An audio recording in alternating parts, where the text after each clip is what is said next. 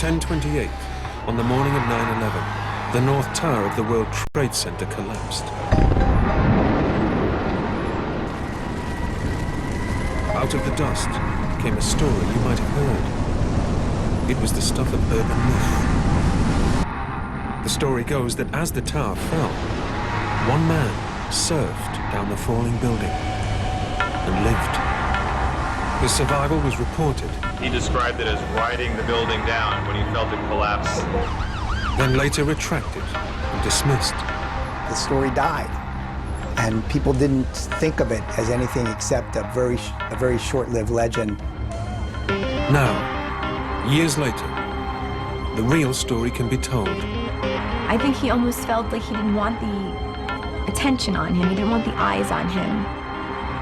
Whereas everybody else around him was saying, but Pasquale, you know, people need to hear your story. People need to know that there was a miracle. It's a story so miraculous, even some experts find it hard to believe.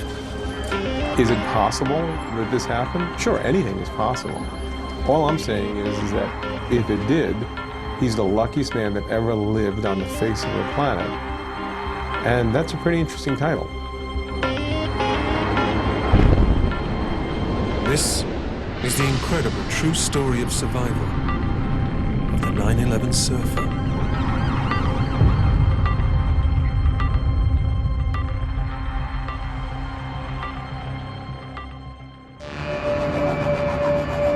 The rumors that someone had survived by surfing the falling debris began to circulate through the media the day after 9/11.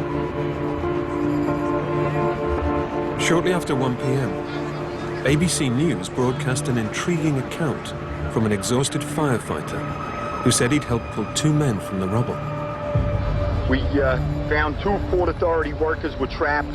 We got one out alive about 1 o'clock this morning, and then we got another one out about 5:30 this morning. Later that afternoon, NBC got an interview with the doctor who treated the men. And one, it seemed, had an extraordinary story. I don't know exactly where they found him, but he apparently had been on the 86th floor. Road, he said he described it as riding the building down when he felt it collapse. They extricated him, and he was in very good shape, apparently. The idea that someone could have ridden down the falling building like a surfer from the 86th floor and survived seemed too good to be true. But in the hours after the collapse, it was exactly the kind of story that New Yorkers were desperate to hear. If anyone has any idea, if they've seen him or knows where he is, to call us. He's got two little babies.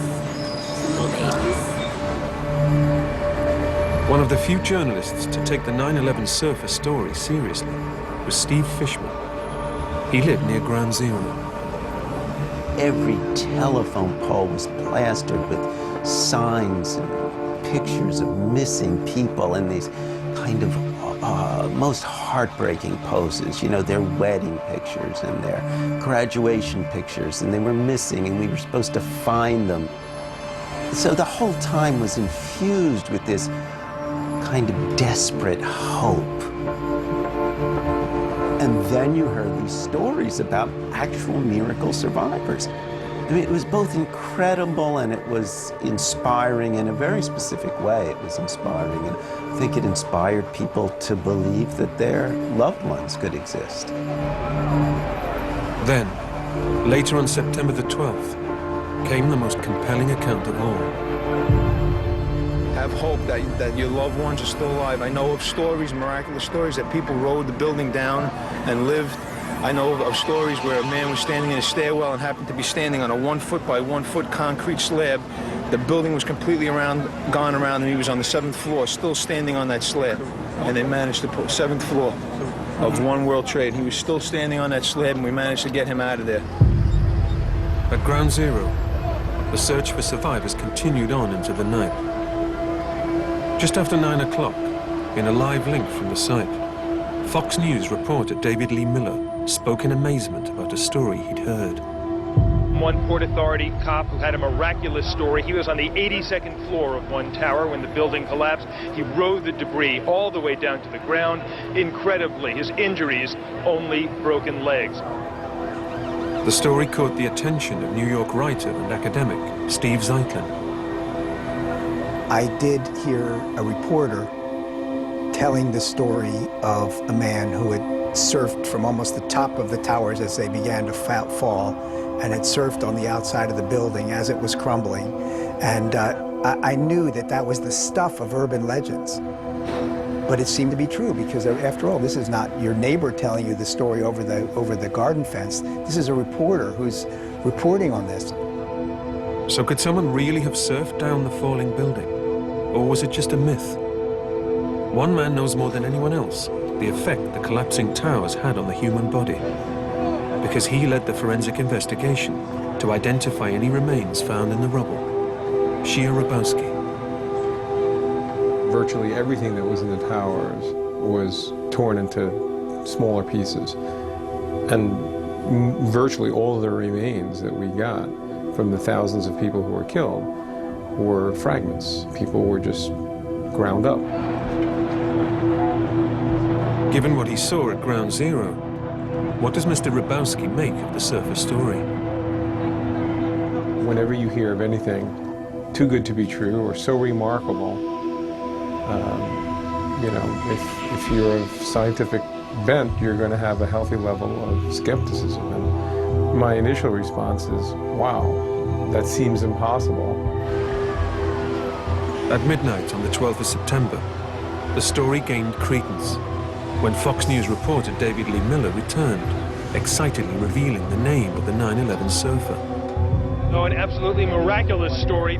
A police officer for the Port Authority here, his name John McLaughlin. He was on the 82nd floor when suddenly the building underneath him collapsed. It gave way, and he rode that debris all the way to the ground. His injuries, broken legs and shattered ankles. An absolutely incredible story.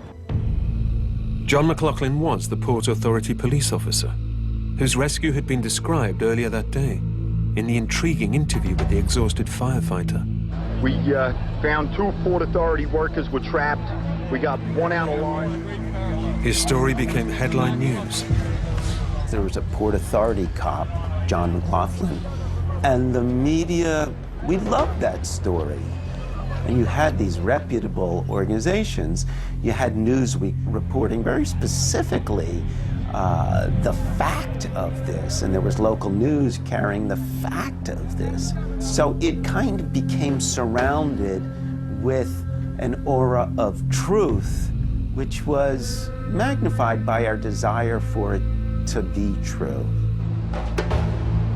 The problem was, it turned out that John McLaughlin had been in the basement when the towers fell.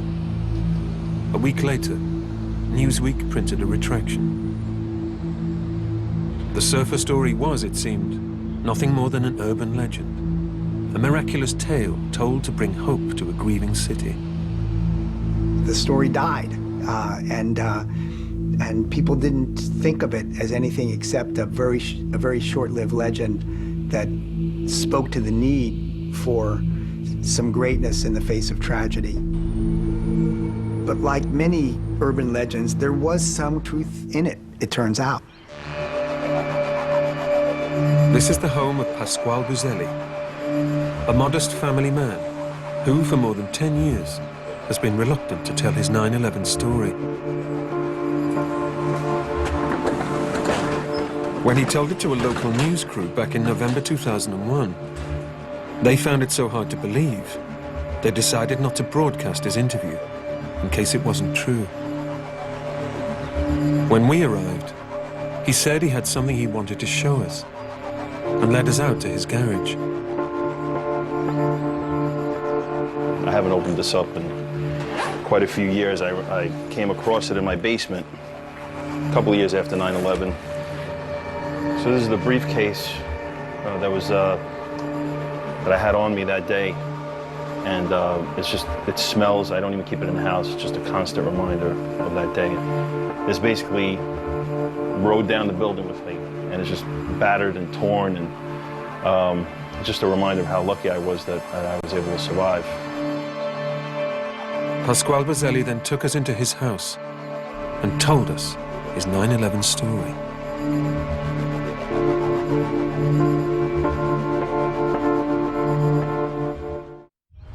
Go! The best place to start Pasquale Buzzelli's story is in the months before 9/11. Is it cold now?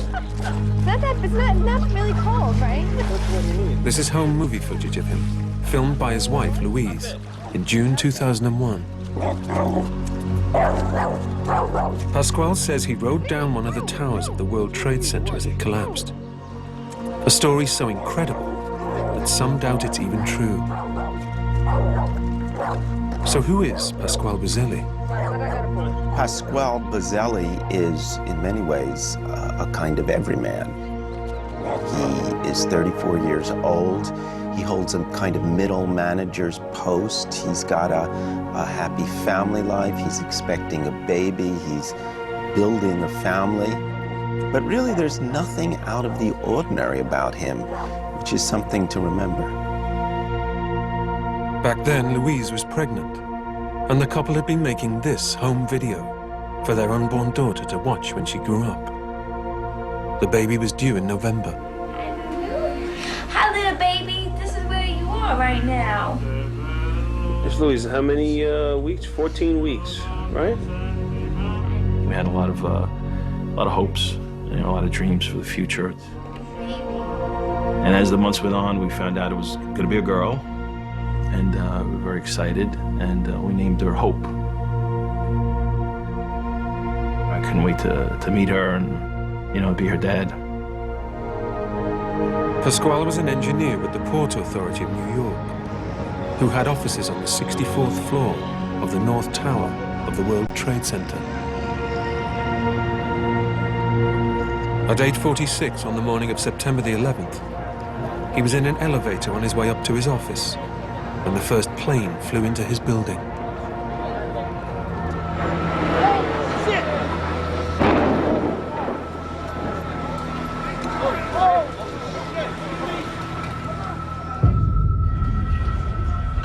By the time Pasquale arrived on his floor, it was almost deserted. Only 14 of his colleagues were still there. The rest had already started to evacuate via the emergency stairways. Among the first from his office to leave was his colleague Al Terriego. My immediate reaction was, I better get to the stairwell. I don't know how long this building is gonna stay up. If I'm not gonna make it out, I wanna at least make it out, or try to get out and die trying to get out of this building.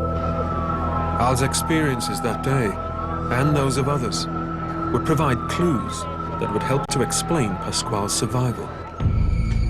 Back on the 64th floor, Pasquale had no idea what was going on, so he called home. His wife Louise was in bed resting. By that time, she was 7 months pregnant. I said, Louise, please, I'm okay. Don't be alarmed. Don't be worried. I said, I'm perfectly fine. She's like, what's the matter? What's the matter? Right away, as soon as I say that, it's, something's wrong. I said, I'm okay. I said, just do me a favor. I said, just put the television on and just tell me what you see. So I got up, I hit the remote, I turned the television on, and I saw the top of his building on fire. And I knew that it was his building as opposed to the South Tower because his had the antenna on top. And I just said, oh my God, Pasquale, your building is on fire. And she said, oh my God, Pasquale, a plane hit your building. I said, okay, so then I'm thinking accident, small plane, something hit. I said, okay, the plane hit up high, the elevator was working that I took here. There's no impact below us. There's nothing that severed any routes to get out of the building. The incident is above us. I felt perfectly safe, perfectly comfortable. Pasquale didn't know it, but elsewhere in the building there was panic. 30 floors above him, over 1,300 people were trapped in their offices. There was chaos outside too. As the emergency services began to arrive on the scene, a steady stream of exhausted and terrified workers began to pour out of the tower. But other than those trapped or injured inside, the handful of people on the 64th floor were among the only ones to stay in their offices. One of the extraordinary things of this day is that almost all of the people who could get out headed down the stairs. But Pasquale and his colleagues decided to stay amidst the confusion. As Pasquale worked for the Port Authority, which owned the building, he and some of his colleagues felt a duty to delay their evacuation, to allow others to escape. As public servants, I worked for the Port Authority. We were owners of the building. We felt it was right to wait and to do the right thing and to keep the stairs clear. You have to remember, too, that inside there's a kind of cocoonish feel where it's stable, intact, and relatively calm. And of course, nobody knew what was going to happen next. While Pasquale waited on the 64th floor, outside, firefighter Joe Torillo was running towards the towers. Well, I'm running, and now I'm basically running past the South Tower, and I hear a noise, and I look up, and I see this big jet. It's right over my head, United Airlines Flight 175. I look up, I see it for a split second, enough for me to see the whole jet. I see it hit the building, and I'm like, what was that? And at that point, I realized that 2 buildings would collapse. From that moment, it was clear that this was no accident. It's got to be a terrorist attack. I can't tell you anything more than that. I saw the plane hit the building. I can't say anything. Pasquale and his colleagues had been watching the news when the second plane hit. It was a very weird feeling, so surreal. I mean, we're looking at another plane hit a few hundred yards away, not feeling the impact at all, not seeing it or anything like that, but just watching it on television while we're almost at the same level up there in the sky. 10 minutes after they had last spoken, Pasquale phoned Louise again.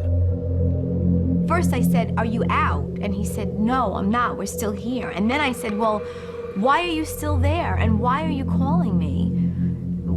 Leave. And he was, no, it's really calm up here. We're gonna be leaving, I promise, we're gonna be leaving. Still, Pasquale and his colleagues stayed where they were. You don't just leave. You know, you kind of, you're a team and you have to, you know, stick with the others. So we were all leaving together or we weren't leaving.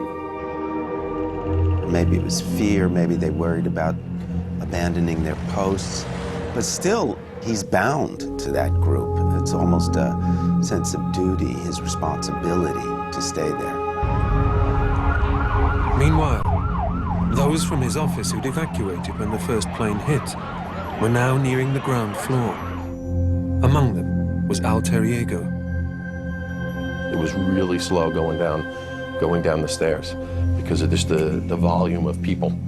But I finally did make it all the way down to the lobby. Just as I got down to the lobby, I'm not sure if it was a fireman or a police officer, somebody yelled, get back, get back, get back up. It was 9:59 a.m. when the tower next to Pasquale's collapsed.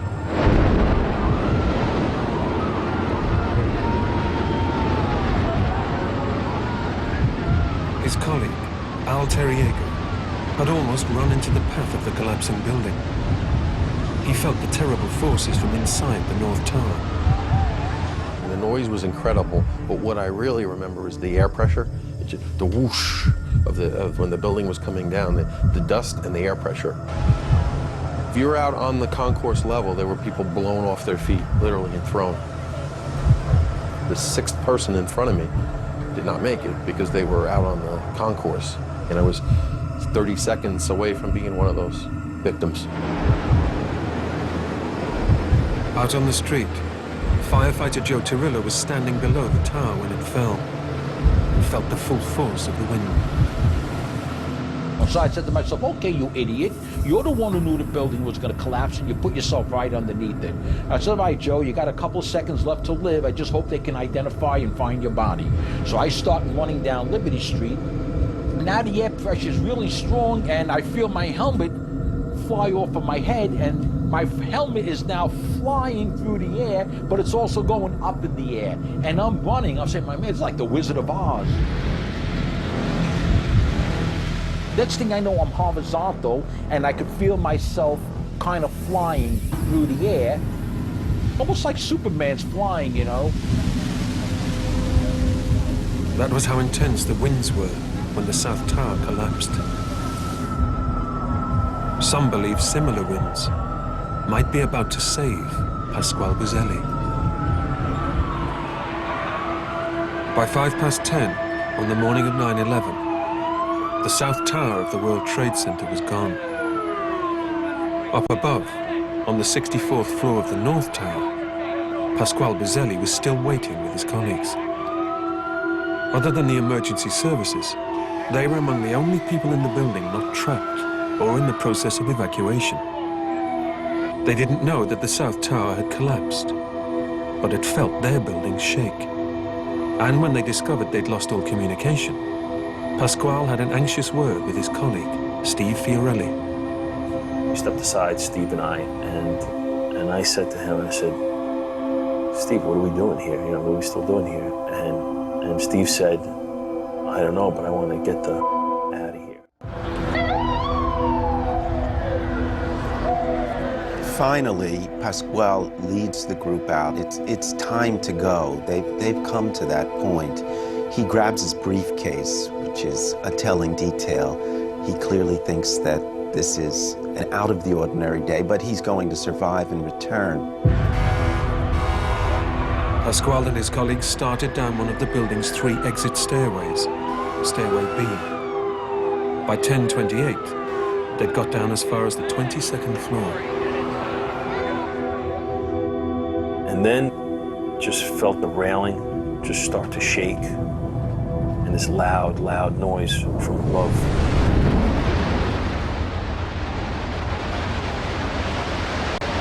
In a similar stairway, Pasquale showed us what he did next.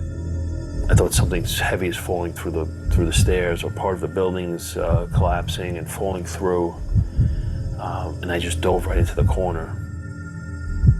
I went into a fetal position. I covered my face and hands, and I buried myself as close to the wall as possible to protect myself from anything falling through, thinking that was the only way to protect myself.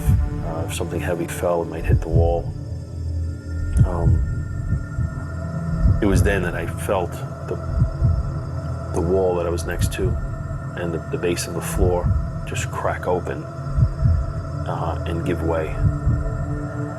And that's when I knew, right there and then, that was it. The entire building was going.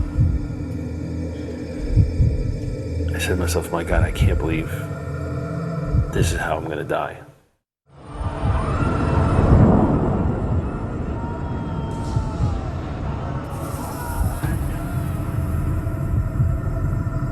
I thought of my wife, my unborn child. Thoughts went through my head quickly about just not ever seeing her, not being able to see her again. And, you know, I just split seconds, just praying, knowing that I was going to die. At home, Pasquale's wife, Louise, watched in horror as the tower collapsed. I knew it was over at that point, so I couldn't watch anymore, and it was just dust and it was smoke, and I couldn't believe that. I was there watching this, carrying our first baby, and I was a widow, and I watched it, and I watched him die, and there was nothing I could do. But incredibly, Pasquale was still alive, and as the walls around him crumbled, he began to free fall. I've never experienced jumping out of a plane, but I guess falling or jumping out of a plane, that feeling of just riding the air and getting knocked around and riding, you know, that surfing kind of feeling was what I was experiencing. And then I saw one bright flash. I remember feeling, you know, seeing one bright flash with my eyes closed. And then I opened my eyes. It was 3 hours later. According to Pasquale, his fall ended here, at the top of what was left of Stairway B. This was the scene below him. He was still 7 stories high. That meant he'd fallen 15 floors. His story of survival has divided the experts. Shia Rabowski, who led the forensic investigation after 9/11, explains why he finds it hard to believe. You know, I have a healthy skepticism, which is in no way a reflection on this man's character. But, you know, in forensics, there are certain statistics about your likelihood of surviving a fall. And once you get above 5 stories, the statistics are pretty grim. So you're talking about an exceptional situation. You're talking the wings of angels here. But Professor Thomas Eager of the Massachusetts Institute of Technology has studied the physics of the collapse and believes the clues to Pasquale's survival were there in the fall of the South Tower, where the winds were strong enough to lift people into the air. Of the various things that contributed to his survival, I think number one is this hurricane force wind. And I did the calculations to show that you'll get hurricane velocities, 150 miles an hour, by the time the building is halfway down. But it's leaking out at different places, so that creates turbulence within the whole thing. So we end up with this very forceful wind that's changing directions. And one time it could be pushing a person down, and in another case it could be lifting them up. Pasquale's description of his fall would seem to confirm that theory. You know, you get on those free fall rides or roller coasters, that feeling in your gut of just free falling and knocked around. That's what I felt. Air just around me, just surfing down. His description of the roller coaster was one of the things that really clinched it for me in believing the whole thing, because as I had analyzed before I even read that he had called it a roller coaster, as I had considered the wind, I had already decided that it would be a roller coaster ride. How can someone survive in this? Well, if they're going up and down in the roller coaster, if when things finally come to a halt, they're at kind of the peak where they're almost weightless, they don't impact with anywhere near the force as if they were accelerating to a higher velocity.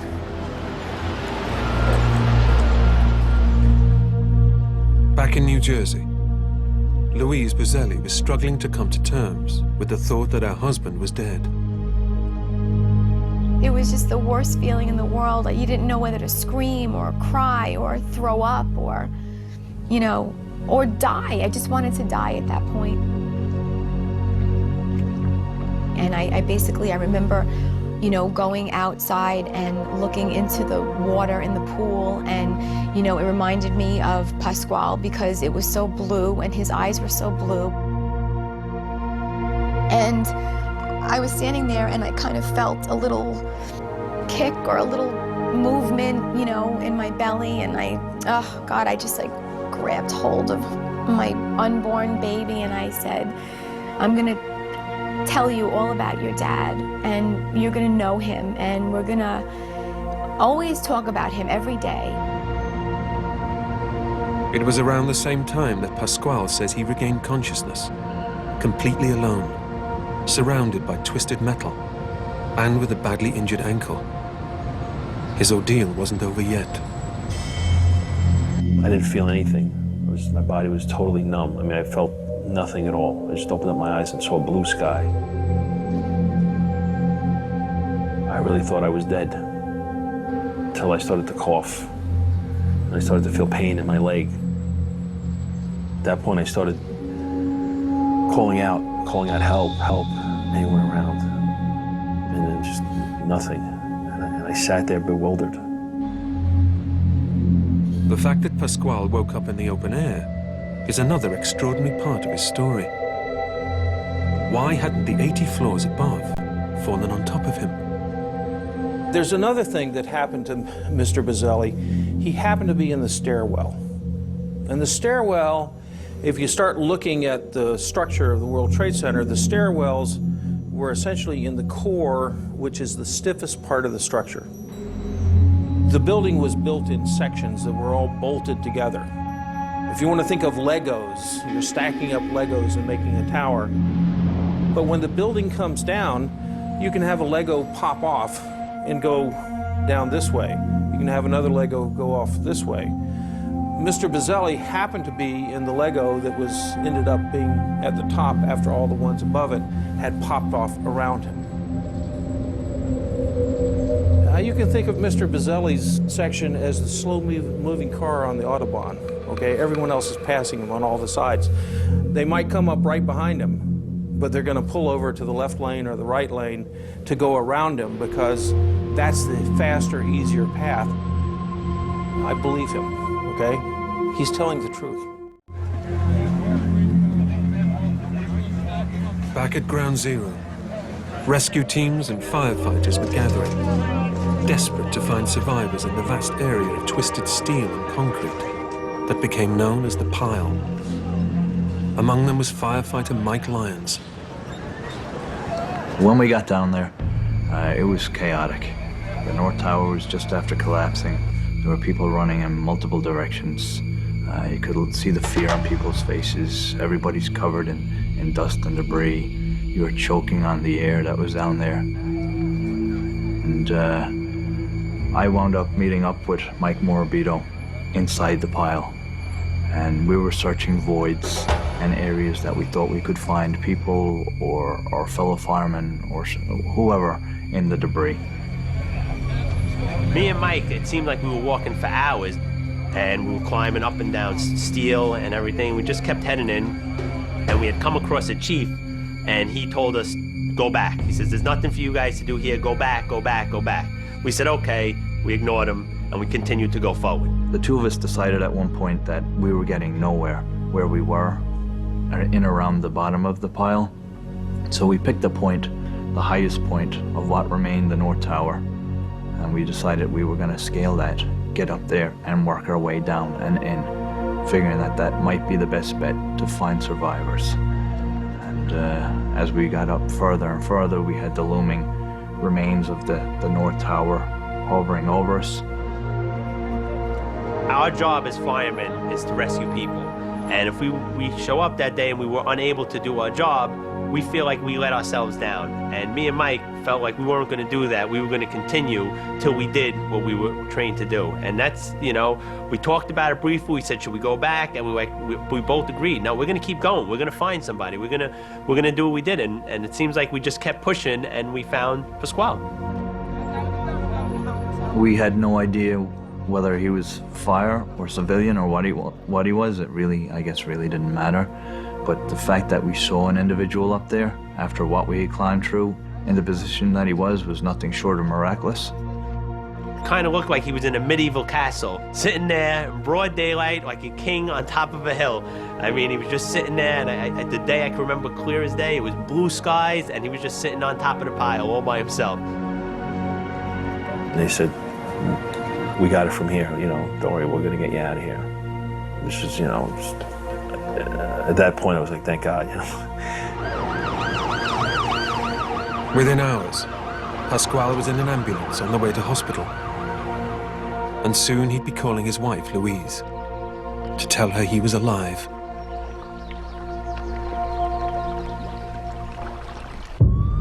Six hours after surviving the collapse of the North Tower, Pasquale Buzzelli was finally on his way to hospital. His first thought was to call his pregnant wife, Louise. At home in New Jersey, she was being supported by family and friends. because everyone presumed Pasquale was dead. I picked up the phone and I answered it and I said hello. And I heard his voice on the other end and he said, Louise, he said, it's me. And I said, oh my God. I said, Pasquale, it's you. And the whole house, everyone in the house just screamed. And it was just like a big uproar and clapping and cheering. And I said, Pasquale, it's you, you're alive. Where are you?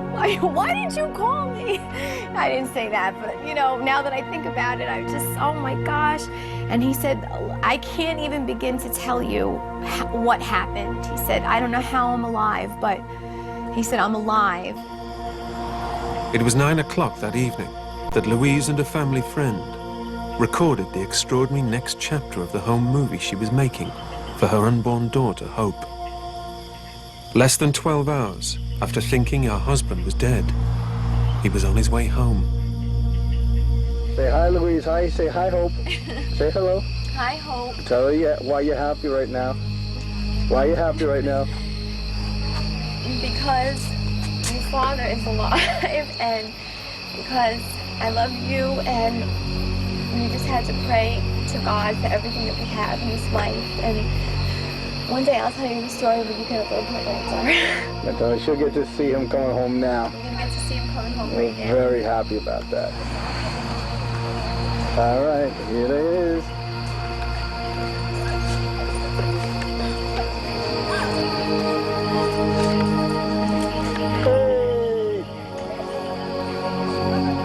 It was wonderful seeing her, and you know, she was crying and laughing at the same time because of the clothes I was wearing, and she looked at me and you know, she was happy I was home, and the dog wouldn't get out of the car, so I kind of pushed her out of the car. You know, she greeted him like she normally would, you know, coming home from work that day. And he had crutches and it was really hard for him to get out of the car, but I couldn't wait to just touch him and feel him and make sure he was really there, you know.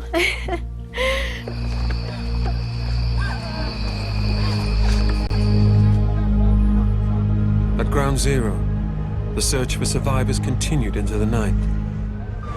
When firefighter Mike Morabito finally made it home, he told his brother John about Pasquale. John was also a firefighter. And he said it was an amazing story and how someone survived that whole thing. And I think he went on an interview and told about a guy who surfed from the 22nd floor down to the 7th floor. Have hope that your loved ones are still alive. I know of stories, miraculous stories, that people rode the building down and lived. I know of stories where a man was standing in a stairwell and happened to be standing on a 1 foot by 1 foot concrete slab. The building was completely gone around, and he was on the 7th floor, still standing on that slab. And they managed to put 7th floor of One World Trade. He was still standing on that slab, and we managed to get him out of there. And so the day after Pasquale's miraculous survival, the seeds of the legend were already being sown, just as the need for hope began to grow. And there, the myth becomes really inflated. Then we have somebody who's on the 86th floor, we have somebody who's on the 83rd floor, and it was kind of irresistible for a whole population. I mean, not just the city, but the country, who were really looking for people who could have survived this terrible, terrible tragedy. Say hello, everybody. This is Pasquale's nice welcome home today. Many of them so far. While the press were busy confusing Pasquale's story with other tales of rescue, behind closed doors, the 9/11 surfer captivated family and friends with the account of his miraculous survival. Like everything must have crumbled around the staircase. Because there's a lot of pipes going up those stairs. That big fire stand pipes. They're like this big. Solid, you know. And that was right next to me when I woke up. That was right here. But as the word spread, the attention began to get too much. People would just come and, you know, the doorbell would ring and it was even people that we didn't even know. Flowers would come and baskets and things that, you know, were so odd to us. And as time passed, Pasquale became more and more withdrawn. he would say, I don't know why, why I'm here and why somebody else isn't here, or I think he almost felt like he didn't want the attention on him. He didn't want the eyes on him. Whereas everybody else around him was saying, but Pasquale, people need to hear your story. People need to know that there was a miracle. In November 2001, Louise gave birth to their daughter, Hope. It was a happy time. But for Pasquale, that happiness led to feelings of survivor guilt. That was difficult, very difficult, because I wanted to celebrate, enjoy, and then knowing that other people couldn't, you have this sense of tremendous sadness and guilt. So you're battling these feelings inside you of, I am happy, why can't I let myself be happy? But if I am happy, I'm a jerk because I shouldn't, what about others that didn't have this? And it was around this time that a local news crew recorded an interview that they later thought was too good to be true. And so the real story of the 9/11 surfer still went untold. But what Pasquale didn't know was that in New York, someone was looking for him. Someone who would provide the evidence. After 9/11, Mike Lyons, one of the firefighters who'd found Pasquale, told his girlfriend Catherine about the rescue. I actually remember telling her only one good thing came out of that whole thing. For me personally, is that we managed to find one individual who actually made it out of there alive and in one piece. And when Mike started to struggle to come to terms with his experiences, Catherine had an idea. So, I said, well, how do I help my boyfriend who is drinking more, because, firemen that get together, they want to toast the people that they've lost. All he could see was real just negativity in the world, which is normal. I mean, post-traumatic stress disorder was running rapid with everybody. And I thought back to Pasquale. And I realized the only way that I could really help him is to find this man and remind him of what he did. It wasn't all death. There was a life saved. It took Catherine several months to find Pasquale and organize a reunion. Their get-togethers are now a regular occurrence. Their friendship has helped Mike and Pasquale on their road to recovery, and proven once and for all that this story is no myth. This is not a folktale. It's real, and it was not Pasquale's time. It was Pasquale's time to continue on with a new chapter in his life. Even to this day, 11 years later, I try to tell the story as much as I can because it's important for people to know. And the reactions are always, really? This is amazing. Why hasn't it been told before? And I think that this is the time for it to shine. I think it's the time for people to take a look at 9/11 in a new way. Pasquale may always feel a sense of guilt over his miraculous survival. But today, he's thankful for the second chance he's been given, with his wife, Louise, and his two daughters, Hope and Mia. Time heals all wounds, and you start to experience some joy again, which I did, especially with the birth of my second daughter, Mia. That was amazing. I was finally able to absorb those, experience those feelings and not feel too much guilt over it. And I think in that sense, I've come to the realization that the best way to honor those that didn't make it, that won't see their children, is to be the best person, dad, family person I can be. And Hope, the baby that Pasquale and Louise were once making their home video for, is now 11. I really love my dad, and he's very special to me, and he's a part of our family, and we wouldn't be the same without him.